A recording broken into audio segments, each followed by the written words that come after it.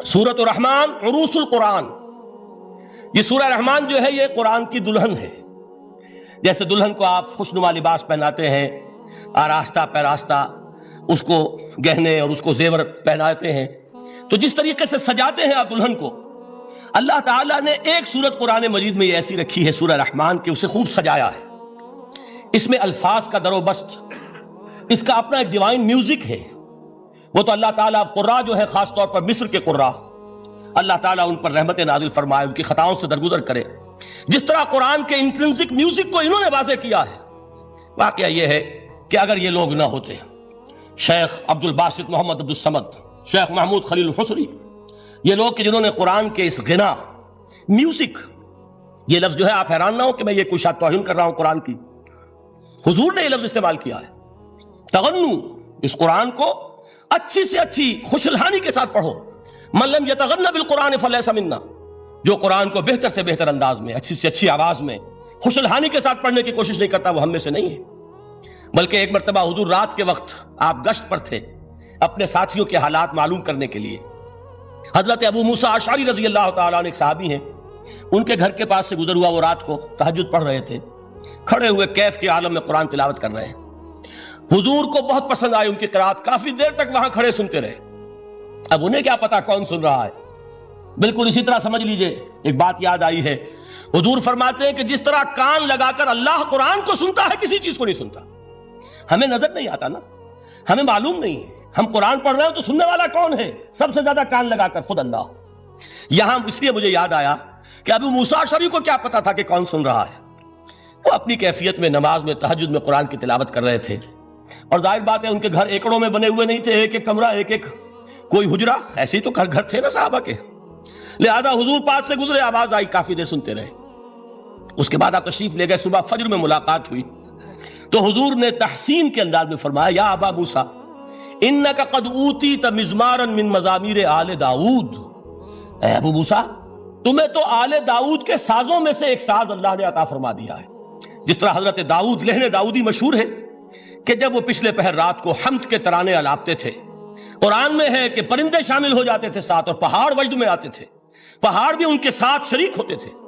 تو جس طرح کا اللہ نے ان کو لہن عطا فرمایا تھا، حضور نے تحسین کے انداز میں فرمایا ہے ابو موسیٰ اشعری، اللہ نے تمہیں بھی آل داؤد کے سازوں میں سے ایک ساز عطا فرمایا۔ بہرحال قرآن مجید کا جو یہ میوزک ہے، قرآن کے الفاظ کا جو حسن ہے، جہاں تک حسن معنوی ہے وہ تو ہر لفظ میں ہے، لیکن یہ حسن ظاہری، حسن صوتی، حسن لفظی، یہ اپنے کلائمیکس پر آپ کو نظر آئے گا سورہ رحمان میں۔ لیکن قرآن میں یہ سورت اس اعتبار سے بھی ممتاز ہے، اس کی 4 آیات پر ذرا توجہ کریں گے، عجیب حقائق سامنے آئیں گے۔ جہاں یہ قرآن مجید کے حسن صوت اور حسن لفظی کی معراج ہے، وہیں اس کی پہلی 4 آیات میں 4 چوٹی کی چیزوں کا ذکر ہے، سب سے اونچی چیزیں۔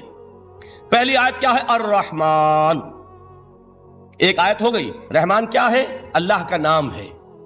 کبھی آپ نے غور کیا اللہ کے ناموں میں سب سے پیارا نام کون سا ہوگا؟ رحمان۔ کیوں؟ اس کا مادہ کیا ہے؟ رحمت۔ ہمیں سب سے بڑھ کر جس چیز کی ضرورت ہے وہ کیا ہے؟ رحمت خداوندی۔ نام اچھی طرح سن لیجئے اس حضور کے قول کو۔ حضور فرماتے ہیں کوئی شخص جنت میں مجرد اپنے عمل کی بنیاد پر داخل نہیں ہو سکے گا جب تک کہ رحمت خداوندی دستگیری نہ کرے۔ کسی صحابی نے بڑی ہمت اور جرأت کا ثبوت دیا کہ پوچھ لیا، کیا حضور آپ بھی؟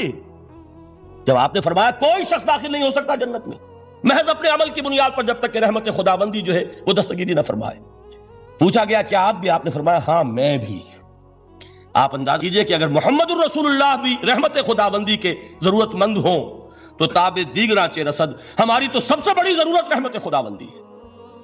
اب یہ رحمت جو ہے قرآن مجید میں اللہ تعالیٰ کی یہ شان 2 الفاظ کے ذریعے سے آتی ہے، رحیم اور رحمان، اور کوئی مادہ نہیں ہے جس سے 2 نام بنتے ہوں اللہ کے، لیکن یہ مادہ ہے واحد رحمت کا کہ جس سے رحمان بھی ہے رحیم بھی ہے۔ رحیم صفت مشبہ ہے، رحمت دائم ہو جائے گی، مستقل ہوگی تو رحیم کہیں گے، اور رحمان اس میں رحمت کی ہے وہ شان ہے کہ جیسے ٹھاٹھے مارتا ہوا سمندر ہو، ہیجان کی کیفیت، طوفانی کیفیت، رحمت خداوندی کا طوفانی جوش، وہ ہے رحمان۔ آپ تو رہتے اس علاقے میں ہیں، آپ کو معلوم ہے عرب اگر بھوکا مرا جا رہا ہو تو کیا کہے گا؟ انا جوعان۔ پیاسا مرا جا رہا ہو انا عطشان۔ بہت غضبناک ہوگا، غضبان، غضبان آصفہ قرآن میں آیا ہے، بہت غضبناک۔ رحمان جس کی رحمت جو ہے جوش میں ہے، ٹھاٹھے مارتے ہوئے سمندر کے مانند۔ تو یہ اللہ تعالیٰ کے ناموں میں سب سے پیارا نام۔ اب آگے چلیے، الرحمن علم القرآن، رحمان نے قرآن سکھایا۔ رحمت خداوندی کا سب سے بڑا مظہر، رحمان کی رحمانیت کا سب سے بڑا مظہر قرآن ہے۔ ان میں جو منطقی ربط ہے اس کو سمجھتے جائیے۔ اچھا آپ یہ سوچئے، جو علم بھی انسان کو حاصل ہوا وہ کس نے دیا؟ اللہ نے۔ سائنس کا علم کس نے دیا؟ اللہ نے۔ علم آدم الاسماء کلہا، وہ علم الاسماء جو حضرت آدم کو دے دیا گیا تھا ازل میں، یہ اسی کا ظہور ہے، یہ اسی کی ایکسفولیشن ہے جو ہو رہی ہے اور ہوتی رہے گی ابھی۔ اور دوسرے علم ہے وہ کس نے دیے؟ اللہ نے دیے۔ لا یحیطون بشیء من علمہ الا بما شاء، مخلوق میں سے کوئی اللہ کے علم میں سے کسی شے کا احاطہ نہیں کر سکتا مگر وہ جتنا اللہ دینا چاہے۔ لیکن یہ کہ تمام علوم میں چوٹی کا علم قرآن، نوٹ کرتے جائیے، اب چوٹی کی چیزیں جمع کیجئے۔ اللہ کے ناموں میں چوٹی کا نام رحمان، اللہ نے جو کچھ انسان کو سکھایا اس میں چوٹی کا علم قرآن۔ خلق الانسان، انسان کو پیدا فرمایا۔ سوال یہ کہ حیوانات کو کس نے پیدا فرمایا؟ آسمان کس نے پیدا کیے؟ زمین کس نے پیدا کی؟ فرشتے کس نے پیدا کیے؟ کیا مطلب خلق الانسان؟ اس کی تمام مخلوقات میں اس کا کلائمیکس، اس کی تخلیق کی معراج، اس کے تخلیق کا نقطہ عروج انسان ہے۔ یہ ہے کہ جو مسجود ملائک بنا ہے۔ وَلَقَدْ كَرَّمْنَا بَنِي آدَمَ وَحَمَلْنَاهُمْ فِي الْبَرِّ وَالْبَحْرِ وَرَزَقْنَاهُمْ مِنَ الطَّيِّبَاتِ وَفَضَّلْنَاهُمْ عَلَىٰ كَثِيرٍ مِّمَّنْ خَلَقْنَا تَفْضِيلًا۔ تو تخلیق میں سب سے اونچی تخلیق انسان کی، علموں میں سب سے اونچا علم قرآن کا، اللہ کے ناموں میں سب سے اونچا نام رحمان۔ کہ وہ ذات باری تعالیٰ سے جدا ہے، یہ بھی نہیں کہہ سکتے کہ اس کی ذات کا جزو لا ینفک ہے۔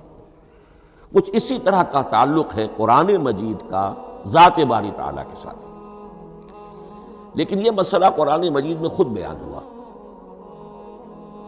اور سورہ حشر کی آیت میں تو یہ فرمایا گیا، اللہ تعالیٰ نے اپنے اس کلام کی عظمت کو یوں بیان کیا، وہ عظمت کما ہیا، جیسے کہ وہ فی الواقع ہے، اور جس کا کہ گویا کہ پورا ادراک ہمارے لیے اپنی بہت سی محدودیتوں کی وجہ سے ممکن نہیں ہے۔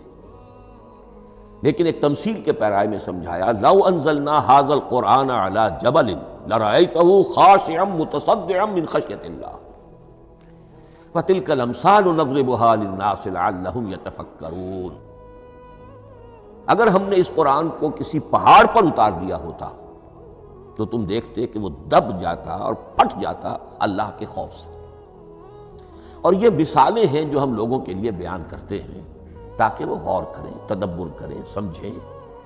ما لا یدرک کلہ لا یترک کلہ، اگرچہ بتمام و کمال عظمت قرآن کا فہم ان کے لیے ممکن نہیں ہے، لیکن کسی درجے میں تو کچھ انعکاس اس کا ہو جائے، کچھ اندازہ ہو جائے، انسان اپنی ذہنی سطح کے اعتبار سے، اس کی مناسبت سے کسی درجے میں عظمت قرآن کا اندازہ کر لے، تو اللہ تعالیٰ کے ان الفاظ کو سامنے رکھے کہ لو انزلنا ھذا القرآن علی جبل لرأیتہ خاشعا متصدعا من خشیۃ اللہ۔ اب اس آیت کو سمجھنے کے لیے سورہ اعراف کی آیت نمبر 143 کو سمجھنا ہوگا، اسی اصول کے تحت کہ القرآن یفسر بعضہ بعضا، قرآن کا ایک حصہ دوسرے حصے کی تشریح کرتا ہے۔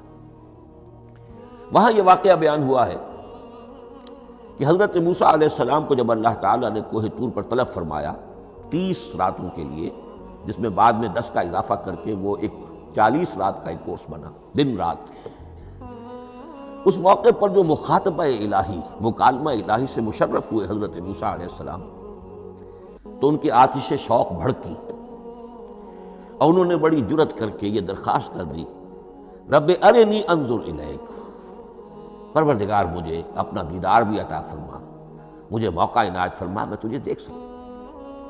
یہ ان کی وہ آتش شوق کا مسئلہ ہے، لیکن جواب کیا ملا؟ لن ترانی، تو مجھے ہرگز نہیں دیکھ سکتے، ولیکن انظر الی الجبل فإن استقر مکانہ فسوف ترانی۔ لیکن ظاہر بات ہے کہ حضرت موسیٰ علیہ السلام کو بات سمجھانے کے لیے کچھ مشاہدہ بھی کرانا تھا۔ فرمایا تم مجھے نہیں دیکھ سکتے، البتہ اس سامنے کے پہاڑ پر نگاہ جماؤ، ہم اس پر اپنی ایک تجلی ڈالیں گے۔ یہ اگلی الفاظ کے اندر وضاحت ہے، میں یہاں پہلے سے بیان کر رہا ہوں سمجھانے کے لیے۔ اگر وہ پہاڑ ہماری اس تجلی کو، تجلی کسے کہتے ہیں؟ جلا، روشنی، تو اللہ تعالیٰ کی طرف سے کوئی خاص اس کے نور کا جب پرتو ہوتا ہے کسی شے پر تو وہ اس کی تجلی ہے۔ ہم اپنی ایک تجلی اس پہاڑ پر ڈالیں گے، اگر وہ اس کو جھیل جائے، اپنی جگہ کھڑا رہ جائے، تو تم سمجھنا کہ شاید تم بھی ہمیں دیکھ سکو۔ فلما تجلی ربہ للجبل، اب یہاں وہ لفظ آ گیا، جب اللہ نے تجلی اپنی پہاڑ پر ڈالی، جعلہ دکا وخر موسیٰ صعقا، وہ پہاڑ ریزہ ریزہ ہو گیا اور حضرت موسیٰ بے ہوش ہو کر گر گئے۔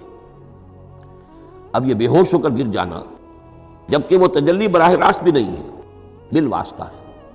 مشاہدہ جو کر رہے حضرت موسیٰ وہ بالواسطہ ہے، تجلی پہاڑ پر ہے، لیکن یہ کہ اس کا بھی بالواسطہ اس کا جو ہوا ہے، اس کی جو تاثیر ہوئی حضرت موسیٰ علیہ السلام پر کہ وہ اس کی تاب نہ لا سکے اور بے ہوش ہو کر گر گئے۔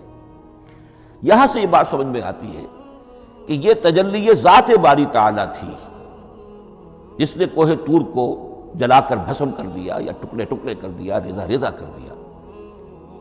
اب ذات الہی کے ساتھ جو تعلق ہے کلام الہی کا، اور یہ صفت جو لا عین ولا غیر کے درجے میں ہے ذات کے ساتھ، تو وہی تاثیر اس کلام الہی کی بھی ہے۔ لو انزلنا هذا القرآن على جبل لرأيته خاشعا متصدعا من خشية الله وتلك الامثال نضربها للناس لعلهم يتفكرون۔ اس حقیقت کو اس دور میں میں اپنے مطالعے کی محدودیت کا اعتراف کرتے ہوئے عرض کر رہا ہوں کہ میرے نزدیک جس قدر پرشکوہ انداز میں علامہ اقبال نے بیان کیا ہے اسی کیفیت کو، وہ شاید اس کی کوئی مثال نہ مل سکے۔ فاش گویم آنچ در دل مزمرست، یہ کتابیں نیست چیزیں دیگر است، میں صاف ہی کہہ دیتا ہوں جو میرے دل میں چھپی ہوئی بات ہے۔ فاش گویم آنچ در دل مزمرست، یہ کتابیں نیست، اس قرآن کو کتاب نہ سمجھنا، یہ کچھ اور شے ہے، چیزیں دیگر است۔ اب وہ چیزیں دیگر کیا ہے؟ وہی جو میں نے عرض کیا، ذات باری تعالیٰ اور کلام کا صفت باری تعالیٰ ہونا، اس کے بنا پر جو مناسبت ہے، جو قرب ہے، جو مشابہت ہے۔ مثل حق پنہاؤ ہم پیداستو، زندہ و پائندہ و گویاستو۔ اس کلام میں اللہ تعالیٰ کی ساری صفات کا انعکاس موجود ہے۔ یہ بات ویسے بھی سمجھ میں آتی ہے، کوئی شخص ذرا گفتگو کرے، چند جملے جب وہ ادا کرے گا اپنی زبان سے، تو معلوم ہو جائے گا کہ اس کے فہم کا، اس کی دانش کا، اس کے مطالعے کا حدود اربع کیا ہے اور اس کے ذہن کی سطح کیا، سمجھ میں آ جائے گا۔ اس لیے کہ کلام جو ہے وہ متکلم کی پوری شخصیت کی عکاسی کر رہا ہوتا۔ تانت بازی راگ پایا، چند جملے کسی نے کیا، پتہ چل گیا کہ یہ کس سطح کے آدمی ہیں، علمی اعتبار سے، معلوماتی اعتبار سے، تہذیبی اعتبار سے، کلچرڈ ہیں یا نہیں ہیں، یہ ساری باتیں چند جملوں میں واضح ہو جائیں۔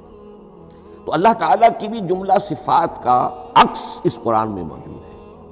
ان میں سے جن چند چیزوں کا ذکر علامہ نے شعر میں کیا، وہ جو سورہ حدید کی آیت ہے، هو الاول والآخر والظاہر والباطن، اللہ الظاہر بھی ہے، الباطن بھی ہے، اتنا ظاہر کہ اس سے زیادہ ظاہر کوئی شے نہیں، اور اتنا باطن کہ اس سے زیادہ چھپی ہوئی کوئی شے نہیں۔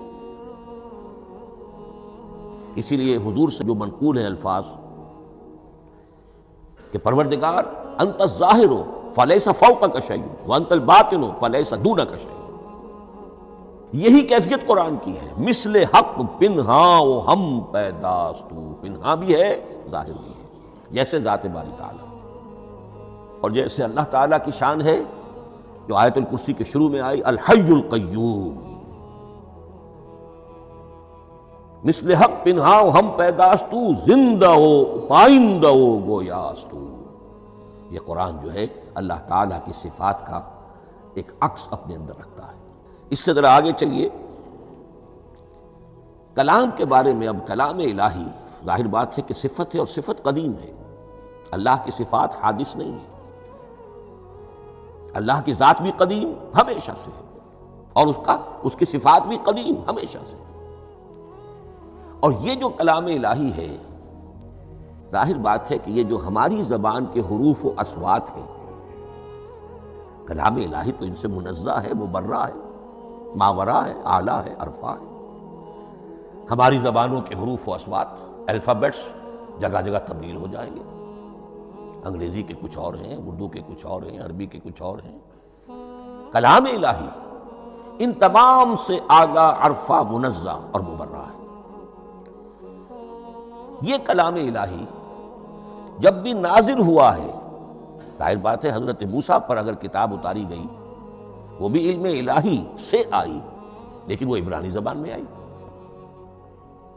حضرت عیسیٰ علیہ السلام پر انجیل اتاری گئی، ہم یقین سے نہیں کہہ سکتے، دو میں سے کسی ایک زبان میں اتاری گئی ہوگی، یا عبرانی ہوگی، اس لیے کہ شام کے جس علاقے میں، فلسطین کے جس علاقے میں ان کی پیدائش ہوئی اور جہاں وہ دعوت و تبلیغ کے لیے گھومتے رہے، اس کے عوام کی زبان تھی آرامی اور خواص کی زبان تھی عبرانی، ہیبریو۔ تو یا تو وہ بھی تورات کی طرح عبرانی ہی میں نازل ہوئی تھی یا آرامی میں ہوگی، لیکن اب کوئی نسخہ نہ ہیبریو کا، کوئی قدیم نسخہ دنیا میں موجود ہے، نہ آرامی کا۔ جو سب سے پرانا نسخہ ملتا ہے انجیل کا وہ اس کا ترجمہ ہے، لیٹن زبان کا ترجمہ ہے یا گریک ترجمہ ہے، اصل کوئی نہیں۔ بہرحال جب وہ کلام الہی محمد رسول اللہ پر نازل ہوا، اب اس نے حروف و اصوات کا وہ جامہ پہنا کہ جو عربی زبان کے ہیں۔ یہی وجہ دیکھیے، میں نے جو آیت سورہ حامیم، یہ جو سلسلہ سور ہے اس میں سے سورہ زخرف کی آیت جو میں نے آپ کو سنائی، حامیم والکتاب المبین انا جعلناہ قرآنا عربیا لعلکم تعقلون، ہم نے بنا دیا ہے اپنے اس کلام کو قرآن عربی، اس کو عربی حروف و اصوات کا جامہ ہم نے پہنا دیا ہے، انا جعلناہ قرآنا عربیا لعلکم تعقلون، کہ چونکہ مخاطب اول جو قوم تھی امیین، ان کی زبان عربی تھی، لعلکم تعقلون، تاکہ تم اس کو سمجھ سکو۔ اب اس سے آگے چلیے، اصل قرآن مجید کے 3 مقامات سے معلوم ہوتا ہے، اصل قرآن اللہ کے پاس ہے۔ یہ قرآن جو ہمارے پاس ہے، مصحف ہے، مصحف عثمان رضی اللہ تعالی عنہ، یہ اس قرآن کی مصدقہ نقل ہے۔ اصل قرآن کہاں ہے؟ ایک جگہ فرمایا بل ہوا قرآن مجید فی لوح محفوظ، لوح محفوظ میں ہے، اصل قرآن وہاں ہے۔ اسی طریقے سے اسی سورہ زخرف کی اگلی آیت کیا ہے؟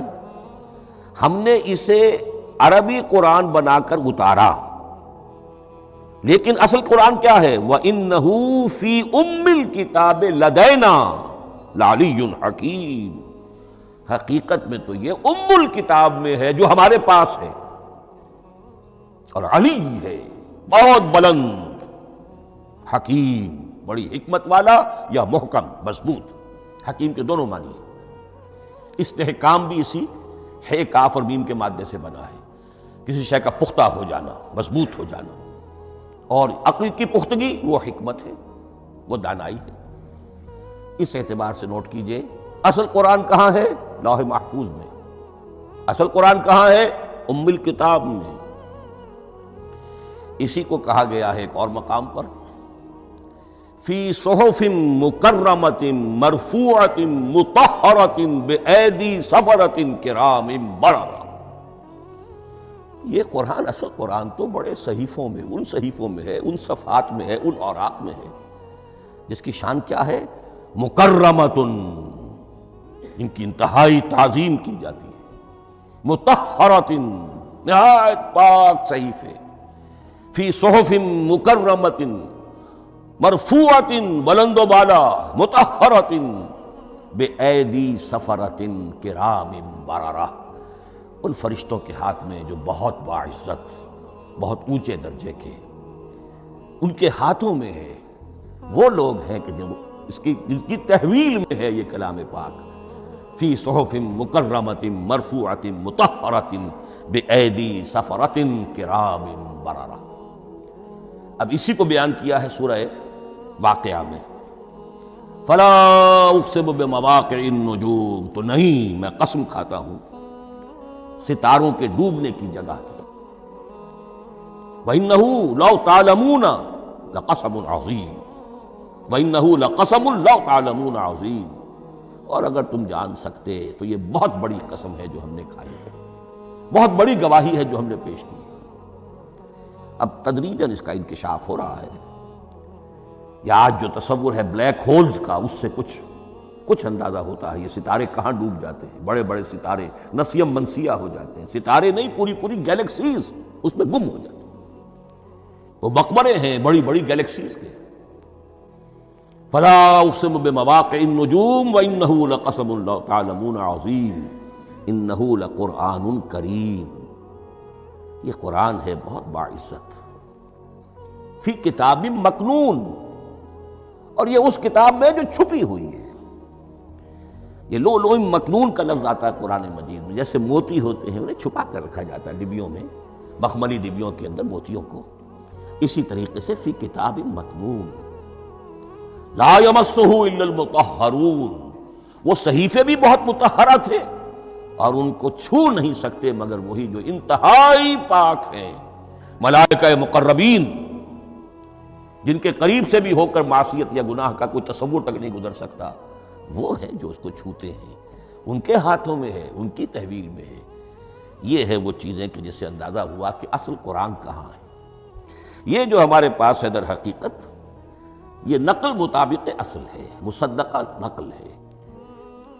اب اس میں آپ سے عرض کر دوں کہ ایک بہت خوبصورت بات ہمیں جو ملتی ہے، تورات میں جو استثناء، جو سفر استثناء ہے ڈیوٹرانومی، اس کے 18ویں باب میں 18ویں اور 19ویں آیات جو ہیں اس میں ذکر موجود ہے، میں ان کے لیے انہی کے بھائیوں میں سے تیری مانند ایک نبی برپا کروں گا۔ اللہ تعالیٰ کلام فرما رہے ہیں یہاں حضرت موسیٰ علیہ السلام سے، آج بھی موجود ہے اولڈ ٹیسٹمنٹ ڈیوٹرانومی یا کتاب استثناء، سفر استثناء، اس کا 18واں باب، اس کی 18ویں اور 19ویں آیات، جب چاہیں جا کر دیکھیں۔ میں ان کے لیے ان کے بھائیوں ہی میں سے تیری مانند ایک رسول اٹھاؤں گا، میں ان کے لیے انہی کے بھائیوں میں سے تیری مانند ایک نبی برپا کروں گا اور اپنا کلام اس کے منہ میں ڈالوں گا، اور جو کچھ میں اس سے کہوں گا وہی وہ ان سے کہے گا۔ یہ ہے جو پیشن گوئی ہے محمد الرسول اللہ صلی اللہ علیہ وسلم کی۔ اور یہاں وہ فرق واضح کر دیا گیا، اے موسیٰ تم سے تو یا تو ہم نے کلام کیا ہے یا تمہیں جو کتاب دی ہے وہ لکھی ہوئی دی ہے، لیکن جو نبی تیری ہی مانند میں برپا کروں گا۔ اب اس میں بھی نوٹ کرنے کی بات ہے کہ حضرت موسیٰ کے مشابہ نبی اکرم صلی اللہ علیہ وسلم کے سوا کوئی نبی نہیں۔ صاحب کتاب وہ بھی تھے، صاحب کتاب محمد بھی ہیں، صاحب امت وہ بھی تھے اور صاحب امت محمد رسول اللہ، تیری مانند صاحب شریعت۔ حضرت عیسیٰ صاحب شریعت نہیں تھے، شریعت موسوی ہی کو نافذ کرنے کے لیے آئے تھے، ان کی حیثیت دین موسوی کے مجدد کی تھی۔ ویسے نبی تھے، اللہ کے فضل و کرم سے نبی تھے، اس میں کوئی شک نہیں، رسول تھے، لیکن یہ کہ ان کے کام کی نوعیت کیا تھی، اس لیے کہ کوئی نئی شریعت لے کر نہیں آئے۔ اب بھی انجیل میں الفاظ موجود ہیں، don't think I have come to destroy law, the Mosaic law جسے یہ کہتے ہیں، شریعت موسوی، وہ تم پر نافذ رہے گی، تم اس کی پابندی کرو گے، چونکہ صاحب شریعت رسول یا موسیٰ یا محمد صلی اللہ علیہ وسلم علیہ الصلوۃ والسلام۔ تو میں ان کے بھائیوں میں سے، اب بھائی کون ہوں گے؟ ظاہر بات ہے بنی اسرائیل، ان کے کزنز کون ہیں؟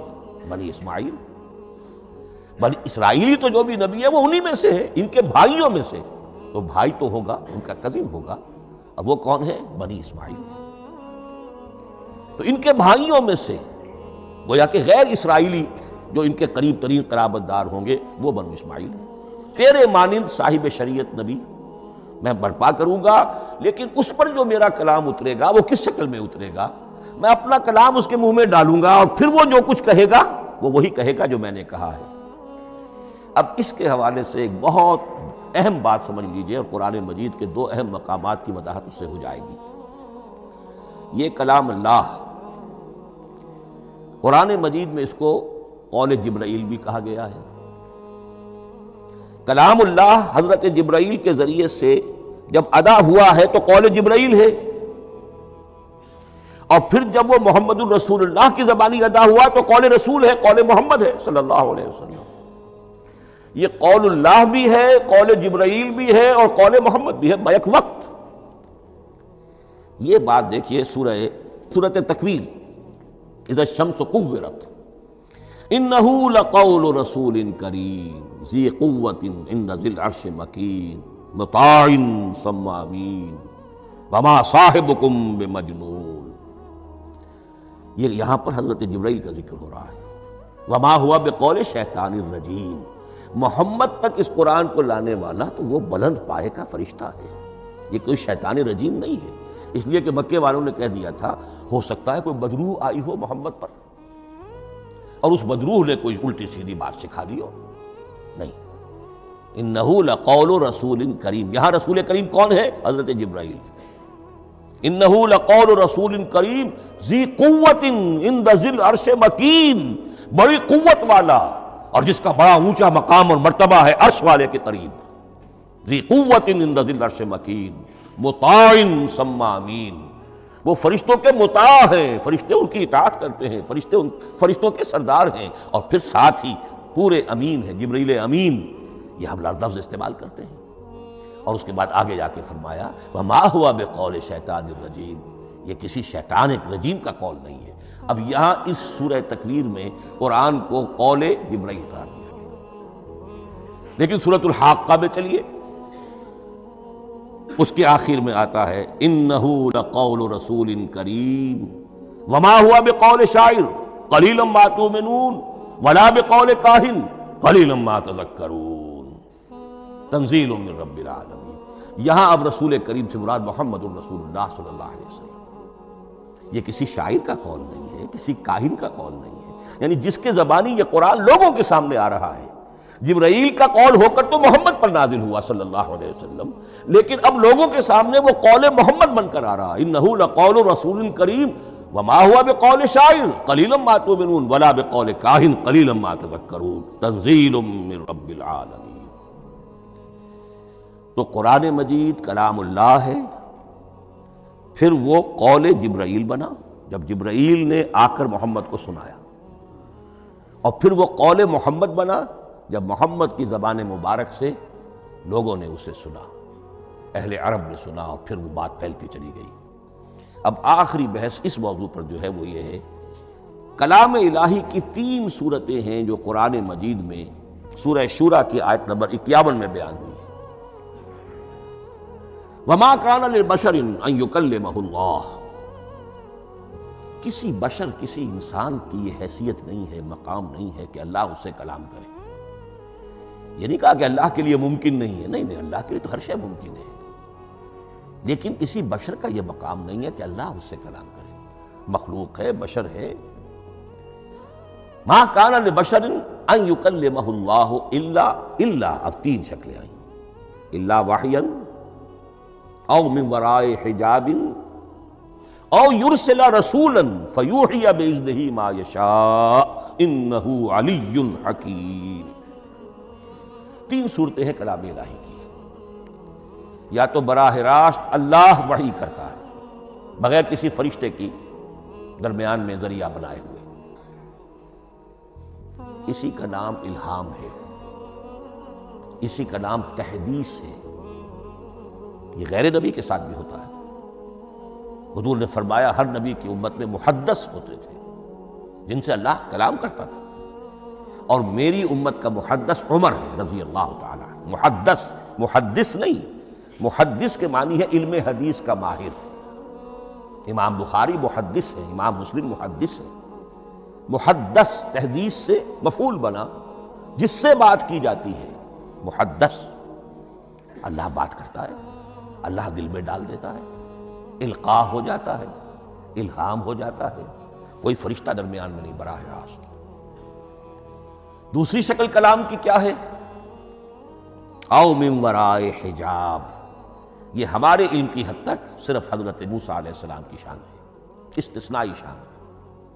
وَكَلَّمَ اللَّهُ مُوسَىٰ تَكْلِيمًا، اور موسیٰ کے ساتھ تو اللہ نے کلام فرمایا جیسے کہ کلام کیا جاتا ہے۔ فرق کیا تھا؟ من وراء حجاب، پردہ تھا، دیکھ نہیں سکتے تھے، تبھی تو ان کی وہ آتش شوق بھڑکی تھی کیا قیامت ہے کہ چلمن سے لگے بیٹھے ہیں، صاف چھپتے بھی نہیں، سامنے آتے بھی نہیں، کلام بھی فرما رہے ہیں، لیکن یہ کہ بات مجھے دیدار عطا کرنے کے لیے تیار نہیں، رب ارنی انظر الیک۔ لیکن یہ جو کلام ہے ہمارے علم کی حد تک براہ راست اس دنیا میں حضور سے ہوا ہے معراج کی شب، لیکن وہ 7ویں آسمان پر ہوا۔ اس دنیا میں ہمارے علم کی حد تک یہ کلام براہ راست من ورائے حجاب صرف حضرت موسیٰ علیہ السلام کی استثنائی شان ہے۔ اور تیسرا ہے او یرسل رسولا فیوحی باذنہ ما یشاء، یا تیسری صورت یہ کہ اللہ کسی پیغامبر کو بھیجتا ہے جو وحی کرتا ہے جو اللہ چاہتا ہے۔ یہ تیسری شکل ہے وحی کی۔ قرآن مجید اس تیسری شکل میں نازل ہوا ہے محمد الرسول اللہ صلی اللہ علیہ وسلم۔ حضور کو جو الہام ہو جاتے تھے، جو حضور کو القاء ہو جاتا تھا، جو آپ کے دل میں براہ راست اللہ کی طرف سے وحی آتی تھی، وہ قرآن میں شامل نہیں ہے۔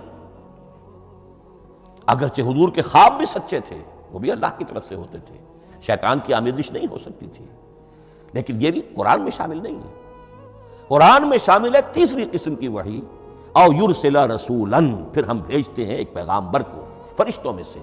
اللہ یصطفی من الملائکۃ رسلا ومن الناس، اللہ چن لیتا ہے فرشتوں میں سے بھی اپنا پیغامبر اور انسانوں میں سے بھی۔ تو فرشتہ کے ذریعے سے ایک فرشتہ جو اللہ سے لیتا ہے اور رسول انسان تک پہنچا دیتا ہے۔ اب وہ رسول انسان، رسول بشر جو ہے وہ اپنے ہم نوع ہم جنس لوگوں کو پہنچا۔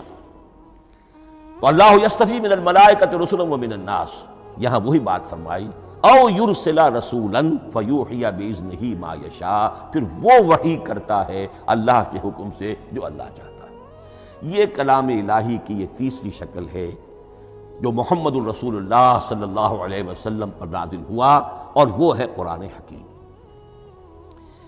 اب ایک اور بحث جو علمی ہے وہ یہ ہے کہ حضور پر جو اس کا نزول ہوا اس کی کیفیات کیا تھی۔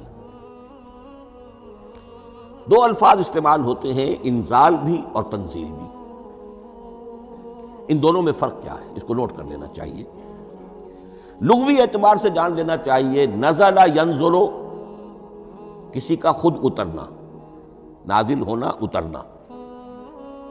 انزل ینزل دفعتاً اتار دینا، کسی اور نے کسی شے کو دفعتاً نیچے اتار دیا۔ یہی مفہوم نزلہ کے ساتھ بے لگ جائے تو آ جاتا ہے، با کے ساتھ نزلہ بہی، یہ اتارنے کے مفہوم میں آئے گا۔ لفظی ترجمہ یہ بھی کر سکتے وہ اترا اس شے کے ساتھ۔ نزلہ بہ الروح الامین، اس کو لے کر نازل ہوا خود روح الامین فرشتہ علی قلب کا، اے محمد صلی اللہ علیہ وسلم آپ کے قلب مبارک پر۔ تو نزلہ بے اور انزال اس کے معنی ایک ہی ہے، لیکن اگلا لفظ ہے تنزیل، نزل ینزل تنزیلا، اس کے معنی ہے رفتہ رفتہ، تدریجاً، نجمن نجمن، تھوڑا تھوڑا کر کے، وقفے وقفے سے اتارنا۔ جیسے عربی میں اعلام کہیں گے کسی کو کچھ بتا دینا، باخبر کر دینا، مطلع کر دینا، بھائی مطلع کر دیا میں نے، اب تم جانو تمہارا کام، یہ اعلام کہلائے گا۔ تعلیم کسے کہتے ہیں؟ سکھانا، درجہ بدرجہ، دیکھنا اس کی استعداد کیا ہے، آج یہ کیا بات سمجھ سکتا ہے، میں اتنے ہی درجے تک سمجھاؤں، اب کل میں اسے مزید سمجھاؤں گا، پرسوں مزید سمجھاؤں گا۔ یہ درجہ بدرجہ کسی شے کو سمجھانا، یہ تعلیم ہے۔ تو انزل ینزل انزالا، یہ ہے اتار دینا دفعتاً، اور نزل ینزل تنزیلا، یہ ہے تدریجاً اتارنا۔ اب قرآن مجید کے لیے یہ دونوں الفاظ مستعمل ہیں، لیلۃ القدر اور لیلۃ المبارکہ۔ اب یہ دو بھی نوٹ کر لیجئے، قرآن مجید میں چونکہ اہم مضامین کم سے کم دو جگہ پر ضرور آتے ہیں۔ انا انزلناہ فی لیلۃ القدر، یہاں انزلنا ہے، نزلنا نہیں ہے، انزلنا ہے، ہم نے اتارا اس کو لیلۃ القدر میں۔ اور باقی صورت تو آپ کو یاد ہوگی، وما ادراک ما لیلۃ القدر، لیلۃ القدر خیر من الف شہر، تنزل الملائکۃ والروح فیہا باذن ربہم من کل امر، سلام ہی حتی مطلع الفجر۔ لیکن یہ اہم مضمون قرآن مجید میں دوسری جگہ بھی ہے، سورہ دخان کے شروع میں فرمایا حامیم والکتاب المبین انا انزلناہ فی لیلۃ مبارکۃ انا کنا منذرین فیہا یفرق کل امر حکیم امرا من عندنا انا کنا مرسلین رحمتا من ربک انہ هو السمیع العلیم۔ یہ لیلۃ المبارکہ ہے، ایک ہی ہے، لیلۃ القدر اور لیلۃ المبارکہ۔ ان دونوں کے لیے وہی انزلنا کا لفظ آیا. لیکن یہ کہ سابقہ کتابوں کے اعتبار سے قرآن مجید کا فرق واضح کیا گیا ہے. مثلا سورہ نساء کی آیت نمبر 136 بہت نمایاں ہے، بہت نمایاں. وہاں فرمایا گیا یا ایھا الذین آمنوا آمنوا باللہ ورسولہ والکتاب الذی نزل علی رسولہ والکتاب الذی انزل من قبل. اے ایمان کے دعوے دارو، حقیقتاً ایمان لاؤ، ایسے ایمان لاؤ جیسے ایمان لانے کا حق ہے، اللہ پر بھی اور اس کے رسول پر بھی، اور اس کتاب پر بھی جو اللہ نے اپنے رسول پر نازل فرمائی، اور اس کتاب پر بھی جو اللہ نے پہلے نازل فرمائی. لیکن نازل کے لیے یہاں آیا حضور کے لیے والکتاب الذی نزل علی رسولہ، تنزیل کی شکل میں، اور تورات کے لیے والکتاب الذی انزل من قبل، وہ تو دفعۃ واحدا لکھی ہوئی تختیوں کی شکل میں حضرت موسیٰ علیہ السلام کو دے دی گئی تھی. تو یا ایھا الذین آمنوا آمنوا باللہ ورسولہ والکتاب الذی نزل علی رسولہ والکتاب الذی انزل من قبل. یہ جو تنزیل ہوئی ہے حضور پر، یعنی لیلۃ القدر میں جو رمضان مبارک میں ہے، پورا قرآن لوح محفوظ سے، کتاب مکنون سے، ام الکتاب سے نقل کر کے اتار دیا گیا سمائے دنیا تک. پہلا آسمان جسے ہم کہتے ہیں سمائے دنیا، وہ آسمان جو قریب ترین ہے دنیا کے. وہاں سے اب یہ درجہ بدرجہ تھوڑا تھوڑا، چند آیتیں، چند سورتیں، پھر آیتیں، پھر سورتیں، یہ نازل ہوا محمد الرسول اللہ صلی اللہ علیہ وسلم پر. گویا کہ پہلا مرحلہ انزال کا ہے. پورا قرآن لوح محفوظ یا کتاب مکنون یا ام الکتاب سے نقل کر کے اتار دیا گیا سمائے دنیا تک. یہ ہے انزل ینزل انزالا، انا انزلناہ فی لیلۃ القدر انا انزلناہ فی لیلۃ مبارکہ. لیکن محمد الرسول اللہ پر یہ نازل ہوا اب تھوڑا تھوڑا، نجمن نجمن، درجہ بدرجہ، تدریجن.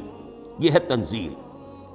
اس تنزیل کی حکمت قرآن مجید میں بیان ہوئی ہے، اور اس اعتبار سے کہ اہل عرب نے، اہل مکہ نے اعتراض کیا تھا کہ یہ پورا قرآن کیوں نہیں محمد ایک ہی مرتبہ پیش کر دیتے صلی اللہ علیہ وسلم. اس میں جو چیز مضمر تھی وہ یہ تھی کہ چونکہ یہ حقیقت میں اللہ کا کلام نہیں ہے، یہ محمد کا اپنا کلام ہے، تو کوئی شاعر دنیا میں ایسا نہیں ہے جو ایک دم اپنا پورا دیوان دے دے. وہ تو ساری عمر میں تھوڑا تھوڑا، آج غزل کہی، کل قصیدہ کہا، پرسوں کچھ اور کہا، پھر وہ جمع ہوتا ہے تو وہ دیوان بنتا ہے. اسی طریقے سے تو یہ کر رہے ہیں. اگر یہ اللہ کا کلام ہوتا تو بیک وقت آ جاتا. یہ تو ذرا محنت کرتے ہیں، کچھ اس کے اندر اس کو اپنی محنت سے کوشش کر کے کچھ موضوع کرتے ہیں، کلمات، الفاظ، اور اس طریقے سے رفتہ رفتہ لے کر آ رہے ہیں. اس لیے ان کا اعتراض نقل ہوا یہ وقال الذین کفروا لولا نزل علیہ القرآن جملۃ واحدۃ. انہوں نے کیوں نہیں اترا یہ قرآن پورا کا پورا ایک ہی بار؟ یہ اعتراض تھا. اس اعتراض کے جو جوابات دیے گئے ہیں وہ نوٹ کیجئے کہ لوگوں کے حق میں یہ مفید ہے، یہ پورے قرآن کا تحمل ایک وقت میں کر نہیں سکتے. یہ پورا قرآن تو ایک ہی مرتبہ اگر پہاڑ پر بھی اتار دیا جاتا تو وہ پھٹ جاتا، دب جاتا. وَقُرْآنًا فَرَقْنَاهُ لِتَقْرَأَهُ عَلَى النَّاسِ عَلَى مُكْثٍ وَنَزَّلْنَاهُ تَنزِيلًا. سورہ بنی اسرائیل آیت 106. یہ وہ قرآن ہے جس نے ہم نے جس کو ٹکڑے ٹکڑے کر کے فرق توڑ دینا، تھوڑا تھوڑا کر کے ہم نے کر دیا. لِتَقْرَأَهُ عَلَى النَّاسِ عَلَى مُكْثٍ، تاکہ آپ اسے پڑھ کر سنائے لوگوں کو وقفے سے، تاکہ وہ سہار سکیں، سنبھال سکیں، برداشت کر سکیں. وَنَزَّلْنَاهُ تَنزِيلًا، اسی وجہ سے ہم نے اسے نازل کیا ہے بطرز تنزیل، بطرز انزال نہیں، بطرز تنزیل. وَقُرْآنًا فَرَقْنَاهُ لِتَقْرَأَهُ عَلَى النَّاسِ عَلَى مُكْثٍ وَنَزَّلْنَاهُ تَنزِيلًا. ایک حکمت تو ہو گئی عوام کے لیے، ایک حکمت خود رسول کے لیے صلی اللہ علیہ وسلم. كَذَلِكَ لِنُثَبِّتَ بِهِ فُؤَادَكَ وَرَتَّلْنَاهُ تَرْتِيلًا. ذرا نوٹ کیجئے، قلب محمدی کے لیے بھی اس پورے کلام کا ایک دم سہار آسان کام نہیں تھا. یہ اس لیے، یہ اسی سورہ الفرقان کی جو آیت کا میں نے ایک حصہ آپ کو سنا دیا تھا، اسی کے اندر اس کا جواب آیا ہے. اسی آیت میں، آیت نمبر 32 ہے یہ سورہ فرقان کی. وقال الذین کفروا لولا نزل علیہ القرآن جملۃ واحدۃ. یہ اعتراض ہے. جواب کیا ہے؟ کذالک لنثبت بہ فؤادک. ہم نے یہ اس لیے کیا ہے نبی کہ اس کے ذریعے سے آپ کے دل کو ٹھہراؤ، اور جماؤ عطا کرے۔ یہ ایک دم اس کا اتر جانا، انا سنلقی علیک قولا ثقیلا، بڑا بھاری بوجھ ہے، ناقابل برداشت ہے، تاکہ رفتہ رفتہ آپ کا دل، اس کے اندر تقویت بڑھتی چلی جائے، اس کے اندر اور اس کا تحمل جو ہے، اس کی صلاحیت بڑھتی چلی جائے۔ کذالک لنثبت بہ فؤادک ورتلناہ ترتیلا، اسی لیے ہم نے تھوڑا تھوڑا کر کے نازل کیا ہے۔ ولا یاتونک بمثل الا جئناک بالحق واحسن تفسیرا، ساتھ ہی فرمایا کہ یہ لوگ جو بھی اعتراض کریں گے ہم اس کا جواب بھی اور بہترین تعویل بھی آپ کو دے دیں گے۔ اب اگلی بحث یہ ہے، یہ قرآن کب اور کہاں نازل ہوا؟ یہ عام معلوماتی شے ہے، اس میں کوئی پیچیدگی نہیں ہے، لیکن اس کی اہمیت ہے، بہت ضروری ہے۔ وہ میں انشاءاللہ اگلی بحث میں جب کہ قرآن کے سمجھنے کے جو اصول ہیں ان کو بیان کروں گا تو وضاحت سے بات آئے گی۔ یہ کہ یہ عام معلوماتی ایک ہمارے ذہن میں خاکہ رہنا چاہیے، زمان و مکان کا کیا رشتہ ہے قرآن کے ساتھ۔ قرآن نازل کب ہوا؟ ہمارا چونکہ عام طور پر جو معمول ہے، ہم تو جو کرسچن ایرا ہے اس کے حوالے سے ہمارے ذہن کے اندر سارا حساب کتاب ہے، تو سن 610 عیسوی سے لے کر 632 عیسوی تک شمسی حساب سے 22 سالوں میں قرآن نازل ہوا ہے۔ 571 حضور کی ولادت کا سال ہے، 571 عیسوی۔ 610 میں آپ 39 سال کے ہوئے، لیکن قمری حساب سے 40 کے ہو چکے۔ 610 میں قرآن کی تنزیل شروع ہوئی اور 632 میں آپ کا انتقال ہوا۔ 22 برس زمانی اعتبار سے نقشہ ذہن میں رکھیے، اور اسے ہم اگر دوسرے حساب سے کہیں گے تو عام الفیل، وہ جو ابرہہ آیا تھا بیت اللہ کو ڈھانے کے لیے، وہ سال عربوں میں بہت مشہور ہو گیا تھا، اور وہی سال حضور کی ولادت کا ہے، تو عام الفیل ہی میں حضور کی ولادت ہوئی، لہذا 40 عام الفیل میں قرآن مجید کا نزول شروع ہوا، اور 11 ہجری تک یہ 23 برس بنتے ہیں قمری حساب سے۔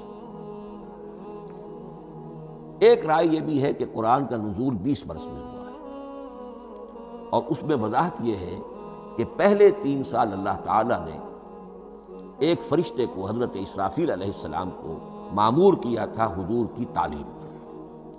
دنیاوی اعتبار سے حضور نے کوئی تعلیم حاصل نہیں کی، آپ امی تھے، آپ نے دنیاوی اعتبار سے کسی کے سامنے زانو تلمس طے نہیں کیا، کہیں کوئی تعلیم حاصل نہیں کی، کہیں کوئی تحصیل علم نہیں کی، لیکن اللہ تعالیٰ نے علمہ شدید القویٰ، اللہ تعالیٰ نے جو کچھ انہیں سکھایا ہے، جو علم انہیں عطا کیا ہے، تو ایک روایت یہ ہے کہ 3 برس تک، اور اس کے بعد پھر قرآن نازل ہونا شروع ہوا، تو 20 برس تک قرآن نازل ہوا۔ لیکن وہ لوگ بھی مانتے ہیں کہ سورہ علق کی آیتیں نازل ہو چکی تھی، پھر 3 برس کا وقفہ ہے۔ سورہ علق کی آیتیں کیا ہے؟ جو پہلی وحی ہے، اقرأ بسم ربک الذی خلق، خلق الانسان من علق، اقرأ وربک الاکرم الذی علم بالقلم، علم الانسان ما لم یعلم۔ گویا کہ بسم اللہ ہو رہی ہے محمد الرسول اللہ صلی اللہ علیہ وسلم کی تعلیم کی، اور جن گھرانوں میں یہ رواج ابھی تک چل رہا ہو، بسم اللہ بچوں کی کراتے ہیں، ایک تقریب کی شکل میں منعقد کرتے ہیں، ہمارے ہاں یہ رواج تھا، اب ہم چھوڑ چکے ہیں، کہ جو تقریب بھی حضور کی اور صحابہ کی زندگیوں سے ثابت نہ ہو، ہمیں کوشش کرنی چاہیے کہ ان تقریبات کا سلسلہ منقطع کریں۔ ما انا علیہ واصحابی